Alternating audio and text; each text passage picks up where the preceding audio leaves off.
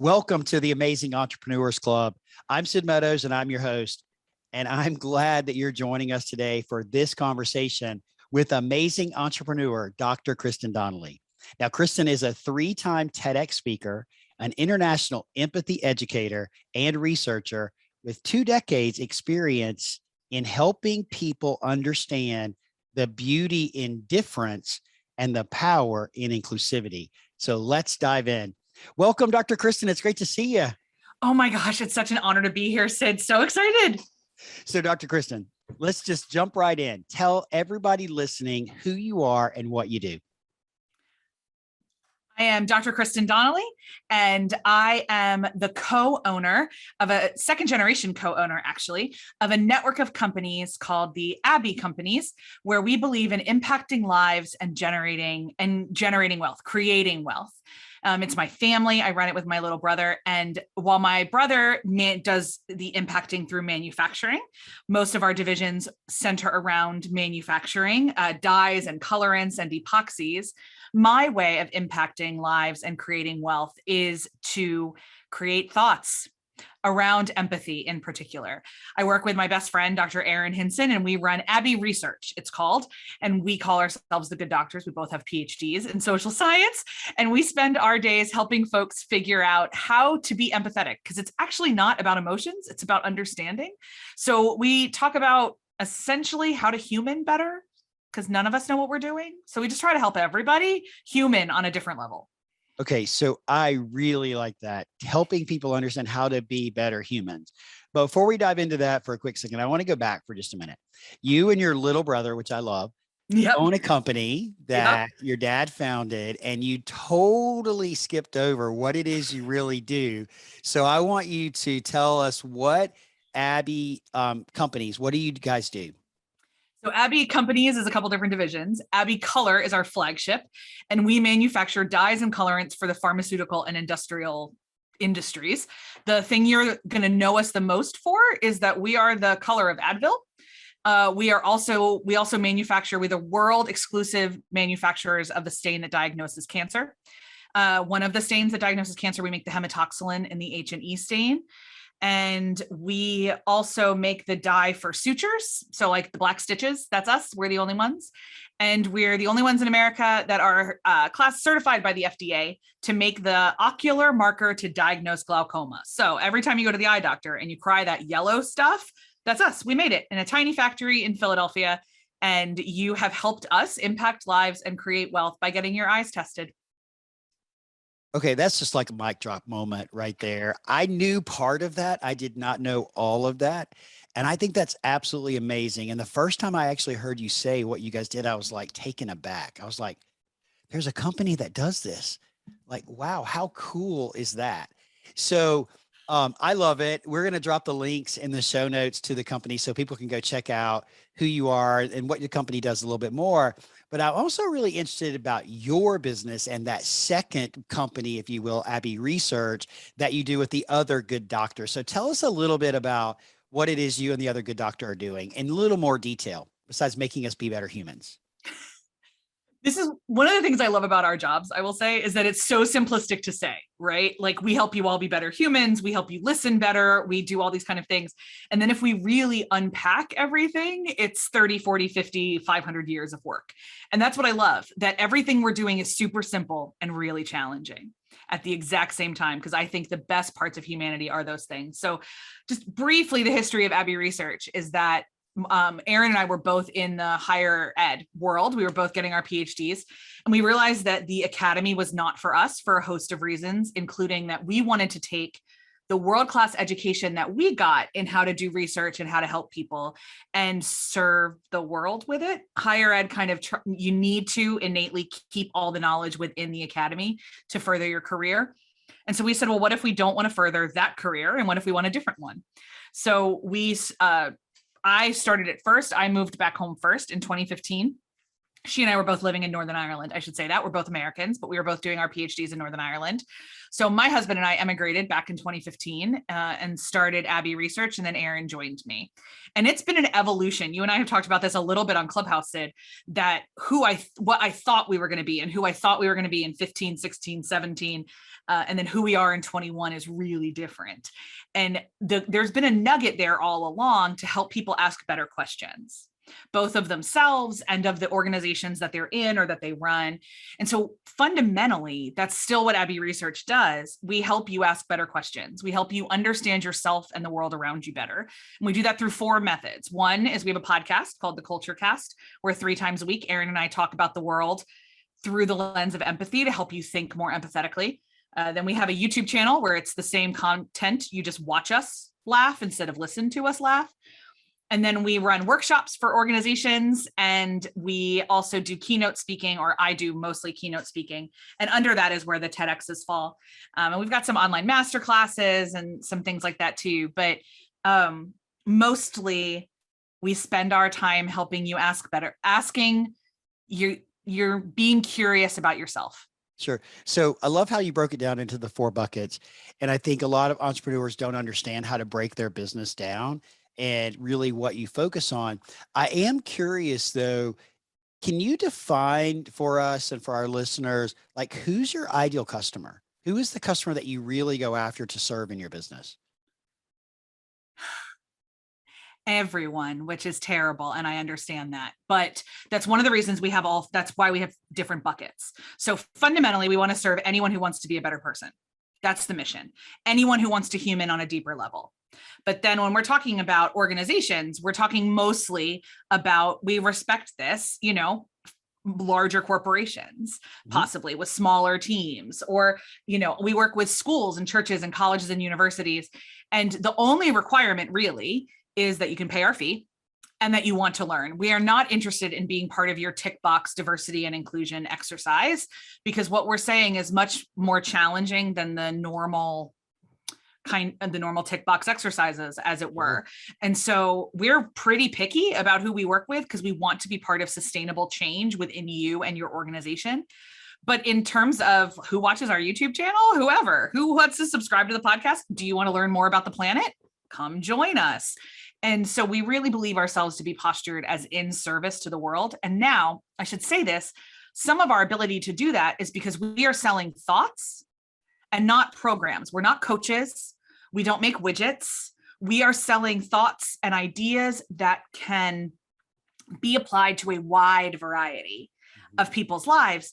And so we create some boundaries and say, hey, this is how you get in our sandbox. But if beyond that, anyone can come. Okay. So a couple of things really stand out to me. There is a tremendous amount of clarity around what you're doing. And I know it's a long, hard fought journey. Oh, isn't it though? Because I gosh. know firsthand how difficult gaining clarity around something can really be. And I know that other entrepreneurs feel exactly the same way, but you're crystal clear about what you're doing. And I wrote down a few little bullet points that I think are some descriptors. Sustainable change. Not everybody is open to change at all, and much less thoughts and unusual thoughts from other people.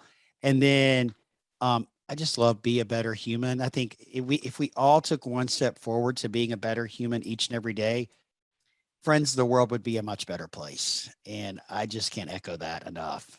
Yeah. And I think for us, we were convinced by the lockdown, because we're still in the pandemic. So we're not talking about the pandemic in past tense, but at least in North America, we think we're past tense in lockdowns for a host of reasons. So I'm comfortable using past tense. During the lockdowns, I realized, I think in a fundamental way that I'd never truly understood before, and I've been a social worker and a youth worker for decades, is how incredibly tired everybody is of pretending they know what they're doing.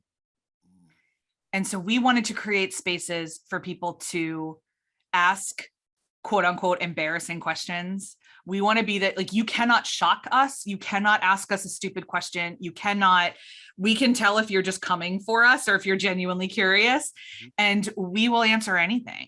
And we want to be of service in that way, because we got tired of pretending we knew what we were doing. And surely everybody else did too. The world is literally and metaphorically on fire. Let's love each other better.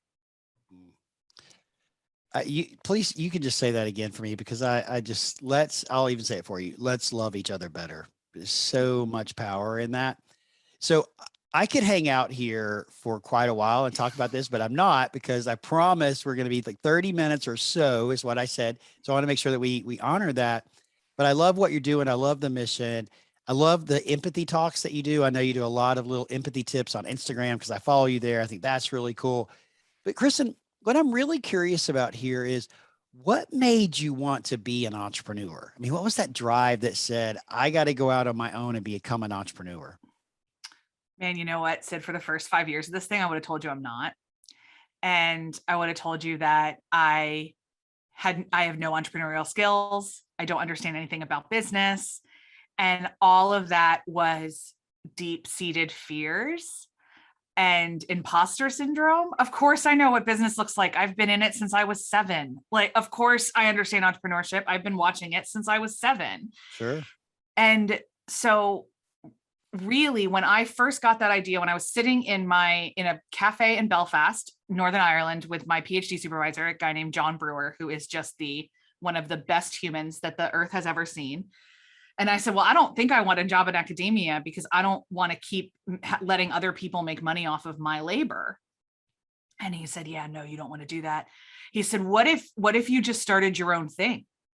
And I was like, oh, John, I wouldn't know how to do that. And he started laughing at me. He goes, I don't know, maybe you're related to somebody who does. And I was like, oh yeah, probably. And when I started thinking about that, and I went out for drinks that night with my husband, and I was like, so do you think I could start my own thing? And he was like, I think you start your own thing all the time and you just don't call it entrepreneurship. He's like, you call it hobbies, but you start stuff all the time. You've never technically worked for anybody else. You start stuff all the time. And he's right. I've only ever had like part-time jobs for other people. All of my I'd either cobbled together multiple part-time jobs from other people, or I've worked for myself or my family. And Sure. that's it. That's all I've ever done. And when I sat back and realized that that meant I could use it in service of other people, that was the first step. Then the next step was, well, I don't want to make dye. So what does that look like? I don't understand manufacturing. I don't particularly want to. This is not my calling. I don't love numbers. We tried to train me in accounting. That did not go well for my mental health or my relationship with my father. So we were like, okay, well, what can we do? And then finally, there's a long, I mean, just like every family business, we've got 49 chapters, right? Sure. But recently, Aaron and my brother, Brian and I officially took ownership very recently, like January of 2021. And the three of us sat down and we said, what can this be? And that's when we were like, oh no, Kristen's an entrepreneur. And Aaron works for me. I'm an entrepreneur within an established business. Sure. So that dynamic is really interesting. I do all of the business development. I am the only division within Abbey Companies that has significant growth potential because we've really capped out of our other stuff. We're looking at M&A. We're looking at some other things. Sure. So I have to do the entrepreneurial hustle. However, I know I'm going to eat at night because we have this established thing. So it's all of the crippling anxiety that comes with entrepreneurship is my own baggage, which is both good and bad. Sure. But I don't still believe every day that I am one. I just know that I only know how to change the world in this way. And I get frustrated when I get told no, because that's a system that we set up, or no, because that's the way we've always done things, or no. And I was raised by a bull in a china shop, and I'm just trying to be a slightly gentler one. Mm-hmm. So there's so much there. And I just got to say, I love that you hit on imposter syndrome because I think we all go through that at some point in our journey. I love that you were like not admitting that you were an entrepreneur. I think we should have a club that says I'm an entrepreneur because you weren't admitting that you're an entrepreneur, which I love that. But I also appreciate the fact that you're doing the hustle, right? You're doing the work that's required by entrepreneurs in order to grow and build our businesses. And so that leads me into, I want to ask you if you could please share 3 tips for aspiring entrepreneurs or young entrepreneurs or just entrepreneurs that have been in business for years, doesn't matter. What 3 tips that are from your journey or your experience would you offer to the community that would help them to keep going forward? Number 1, outsource everything you can, including your mental health. If when I say that, you're like, there's nobody in my organization I could outsource to, that's the first thing you change. Because even if you're a solopreneur, there are humans in your life that you can outsource life tasks to. There are people that you can ask to help take care of you when you can't take care of yourself. All of us have folks who remember who we are when we've forgotten. When I say outsource mental health, that's the kind of stuff I mean. But yeah, outsource everything you possibly can.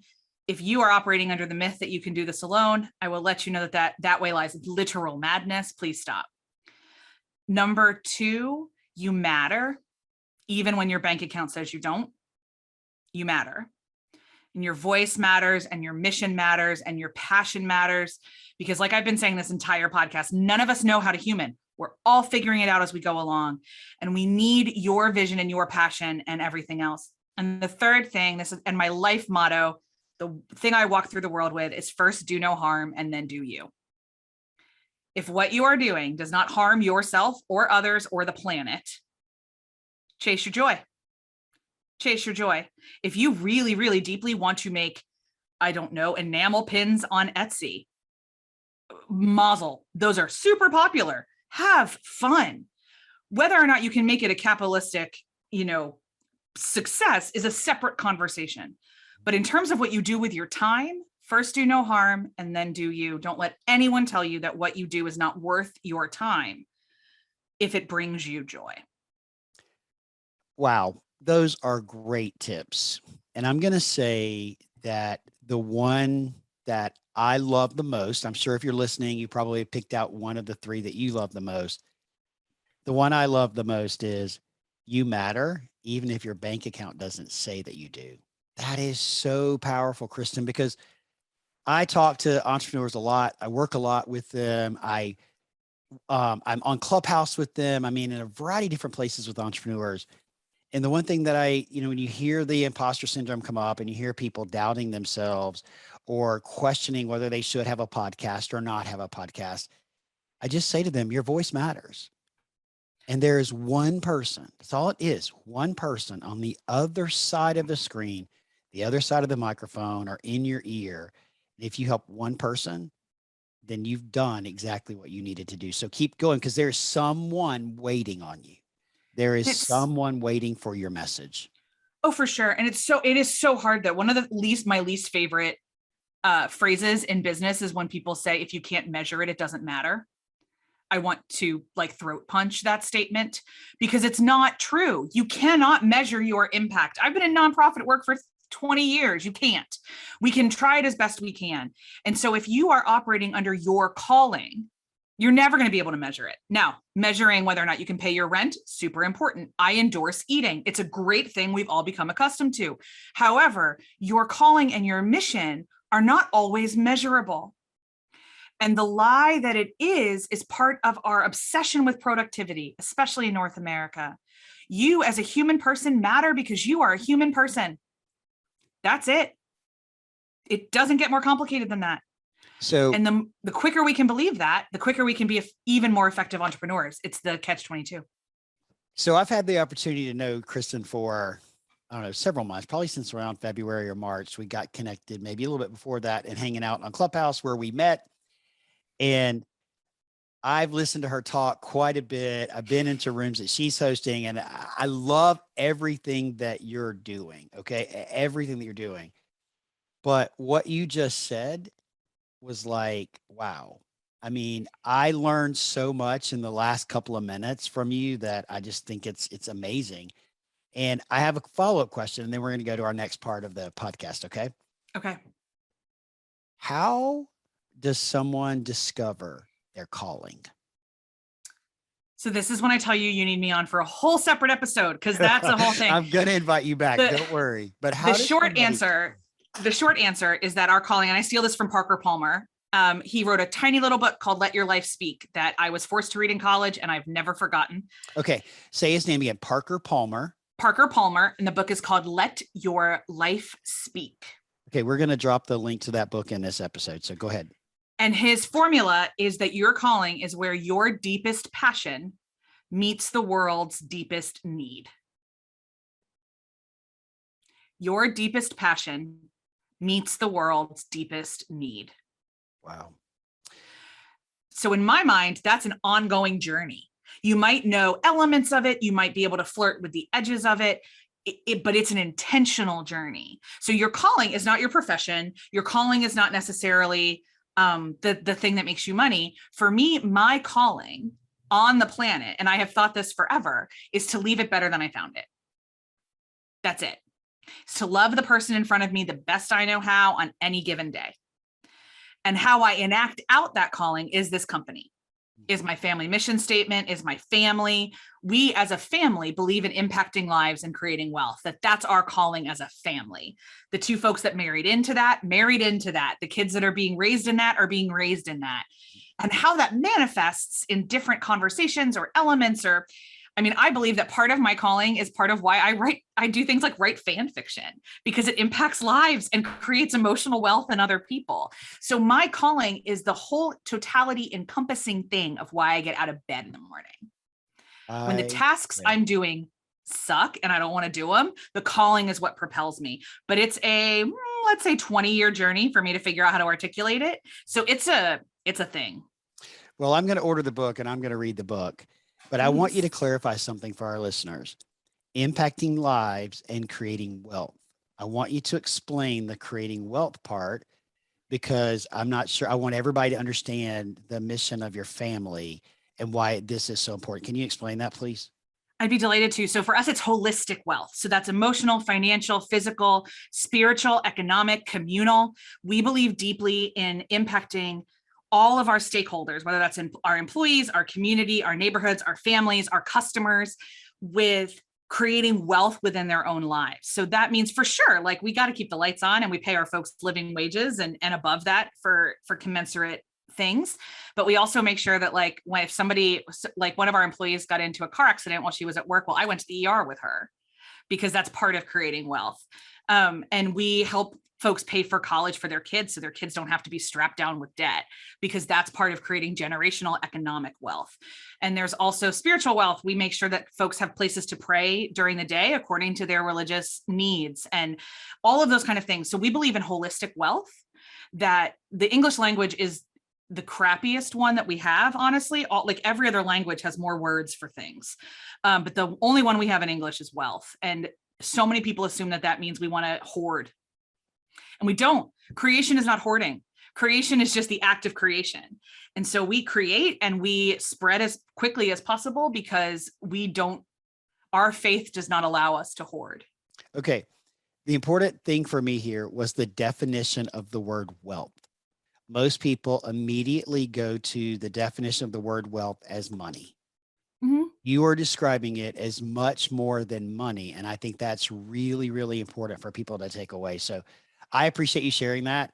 And I think all of you listening now can have a full, complete understanding why Dr. Kristen is a 3-time TEDx speaker with all this amazing genius coming from her. It's just awesome, Kristen. And I'm so excited for you in that journey.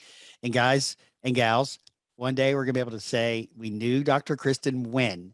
So it's just awesome, Kristen. Now, are you ready to have some fun? Sure. Can I just say that since you are listening, I'm blushing like a tomato, and Sid is so kind. And every time he says that, it makes me go, Sid. But yes, let's have some fun. Yes, guys, I'm telling you. I actually said that whenever she gets on the big TED stage, Sid will be there front and center cheering on my friend whom I've never met, Dr. Kristen. We're going to do it in December. It's going to be great. Oh, that's right. You're coming to Texas. I'm coming to Texas. That's right. We are going to do it. All right. So Kristen, we're gonna have a little bit of fun. I have a stack of cards here, just a random stack of cards. They all have questions on them, though I did curate them just a little bit to be appropriate to you. And so I'm shuffling the cards and I'm going to pull 3 cards and I'm going to ask you 3 random questions. Are you ready? I'm so ready. All right. First one. What is the most important thing to carry with you all the time? This is pathetic, but my phone. Oh my goodness. It has my whole life in it. It has my whole life in it, including my Kindle, which would be the other option. So I think a lot of people would agree with you, my phone, but I love it. I love it. All right. So let's see the next one. If you could be a personal assistant to anyone, who would it be?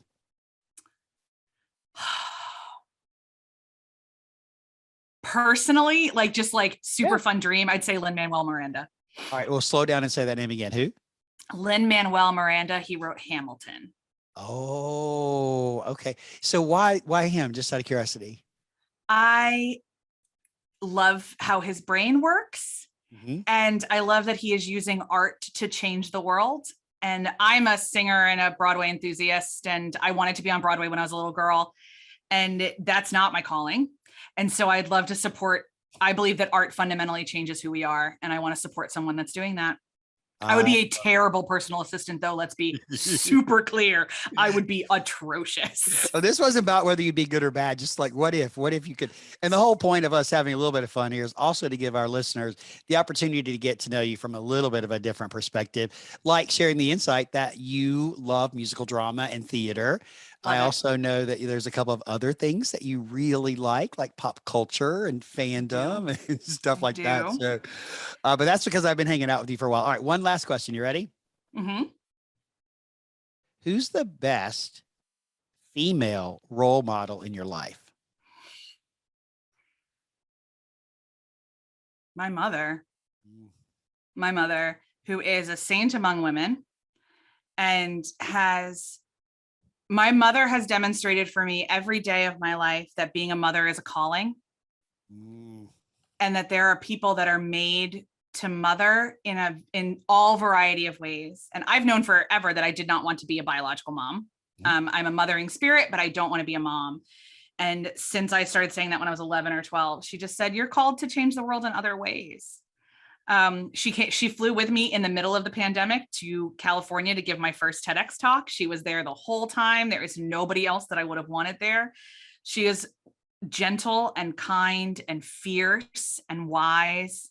And I am grateful to be hers. That is so awesome and so amazing. And I literally could keep this podcast going for another 45 minutes because you are fascinating to talk to and your experiences and your journey. Wow, it's just so cool. All the things that you've done. But I have one last question. And this one, I pulled this one first, but like I wanted to ask this one. Okay. Oh, And I'm gonna ask okay. it two ways. Okay. What's the nicest thing a stranger has ever done for you? Oh, invite me to be on their TEDx stage. Oh, Yep. nice. Okay. Flip it just a minute. What's the nicest thing you've ever done for a stranger? I am thinking, sorry, dead air, but that's very difficult for me to answer because I can think of, the money I've donated or things like that, or the times that I've shown up. I hope the nicest thing I ever did for a stranger was make them feel seen. I'm going to answer that for you. And I'm going to tell you yes. But the nicest thing that I think you do for a group of strangers on a daily basis is share your insights and share your information. Because I'm with you in rooms and I hear you talk, and I'm just like, this lady is off the charts full of amazing insights. And so I want everybody listening to this podcast to be connected with you and be able to follow you and be able to hear everything that you have to share with them because you're about making the world a better place, and let's all be better humans. So, Dr. Kristen, with that, our community would like to get in touch with you or connect with you. What is the best way for them to do that? Whatever social media that you are on, as long as it is not TikTok, we are there too. And we're at Abbey Research everywhere. You spell Abbey with an E and it's all one word. So at ABBEY Research, and if you Google my name, I will come up and it will be not difficult to find me. So we'll drop their social links inside the show notes for everyone. We will also drop Dr. Kristen's LinkedIn profile there so you can connect with her on LinkedIn. If you do, please send her a note when you connect with her and let her know that you heard her here on the Amazing Entrepreneurs Club podcast. And so just that she knows where you're coming from. But Kristen and the other good doctor, Aaron, are always putting out great content. So please connect with them. And Kristen, it's been my pleasure to have you today on this conversation. Thank you so much for being one of our first guests, actually our first interviewed guest on the podcast. I appreciate you very much. It has been a joy and a pleasure, Sid. Everything you've said nice about me, I feel the same about you. And so thank you so much for leading all of us fearlessly into this lonely unknown. Oh, well, thank you. Guys and gals, what a great conversation today. Thanks for being here. Go out there and make today great. And we'll see you back right here next week in the amazing Entrepreneurs Club. Take care, everyone.